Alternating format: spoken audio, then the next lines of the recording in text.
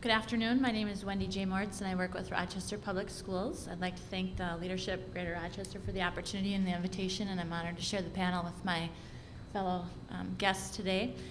I work for the Office of Elementary and Secondary Education, which also supports the Title I grant.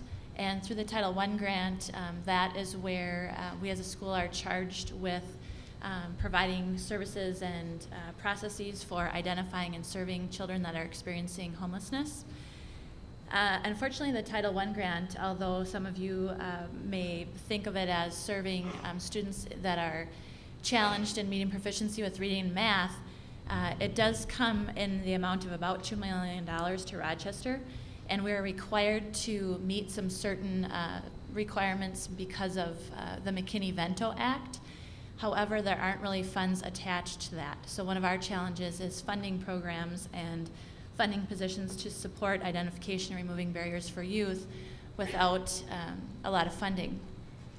Like Corrine said, I wear a lot of different hats, and one of my hats is working with the collaborative departments like transportation, student nutrition services, social workers and counselors throughout the district, administrators, to identify students and to help families understand the benefits of self-identifying. There was a statistic that was shared at the beginning about that we have 165 students that are currently identified. Today it's 171, and I have 12 open cases on my desk right now. So it's constantly changing and growing, and I feel that we're very under-identified because we need to help students and families understand why they want to self-identify and what benefits we could offer them for that. Really within the last 4 years, we've really amped up our efforts on the identification and tried to put in processes to help people in the district understand why we'd want to serve homeless families and identify, but also working with families to help them understand what we can do to help. This last year, we applied for the McKinney-Vento grant. There are only 7 or 8 districts within Minnesota that receive funding, and although our numbers are competitive with the rest of the state as far as serving homeless youth, we were denied.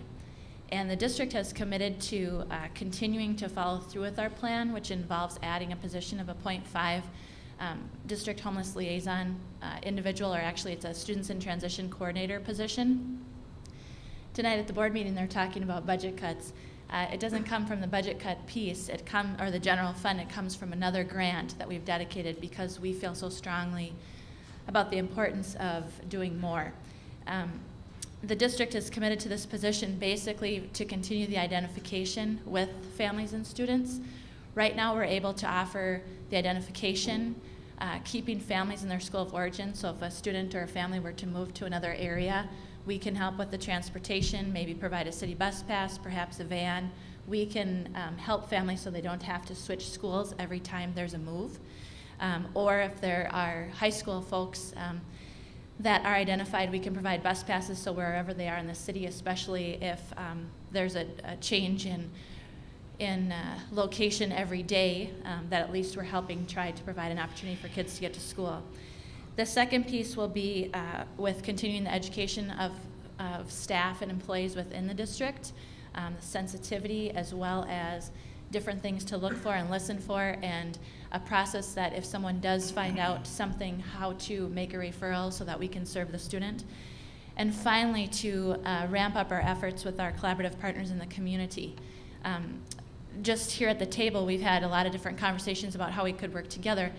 But also, like Corrine said, with wearing the different hats, there are many things that all jumble together. So we need someone to commit to that outreach and to help work together with the Youth Commission and with LINC on how we can serve the students, because we're all talking about the same people. And so how can we collaborate and work together? So that's a little bit about kind of how we got to where we are and where we're headed. And we know that we have many students that we haven't identified yet, and that's the saddest part. Thank you. Tom? I'm Tom Kuhn, and I'm a program manager with the U.S. Department of Housing and Urban Development with a field office located in Minneapolis. I head up a team that works primarily with funding grants for various initiatives to help homeless people throughout the state of Minnesota.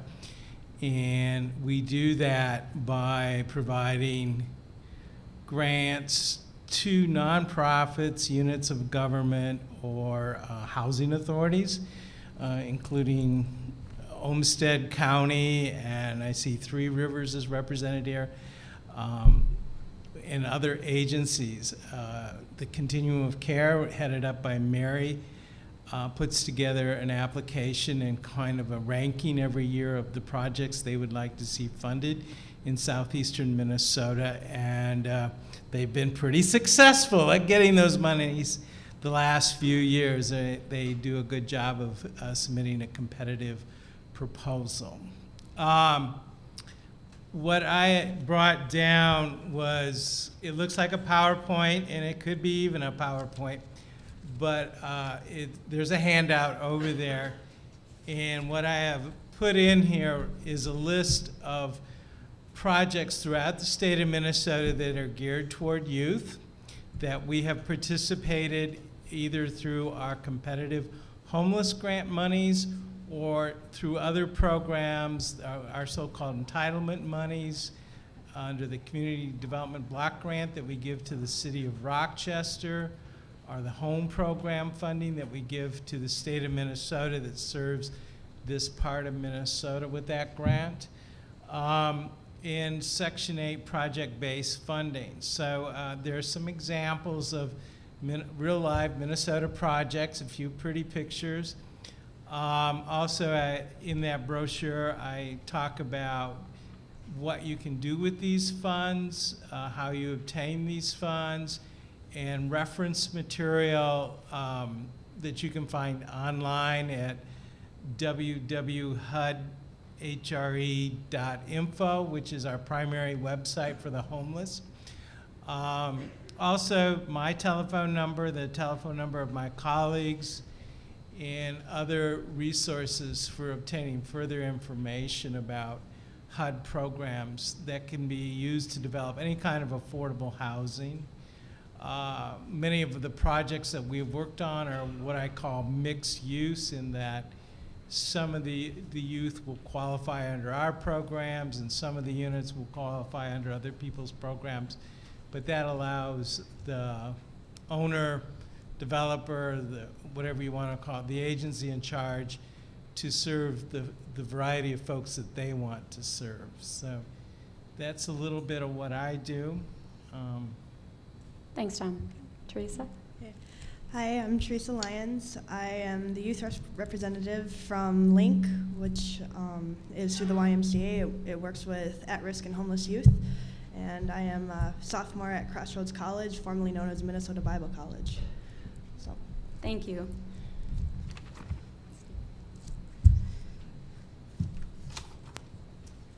All right, so we're going to start with questions of the panel, and the way that we'll work this is to direct the question kind of at somebody specifically off the panel first, and then offer hopefully maybe one or two other people from the panel a chance to chime in afterwards if they want, and also time.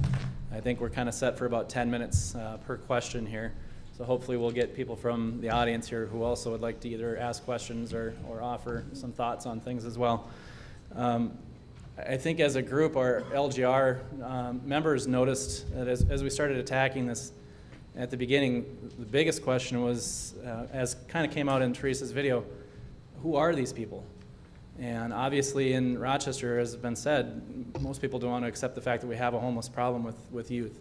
And so we've asked this question of some people as we've gone around, what does it mean to be homeless? What's your definition of homelessness? And so my first question here, the first question is directed to Henry and Teresa, hopefully. We hear many definitions of homelessness. In our discussion with the Bridge for Youth, the homeless program up in Minneapolis, they describe homelessness as this: if a child or a young adult has to wonder or worry about where they're going to go after school, they're homeless. If a child or young adult has to pack up everything and take it with them in the morning, they are homeless. If they trade sex for a warm place to sleep at night, they are homeless. So our question to you would be, how do you feel about that, and do you have other things that you feel should be added to that? Henry, go ahead.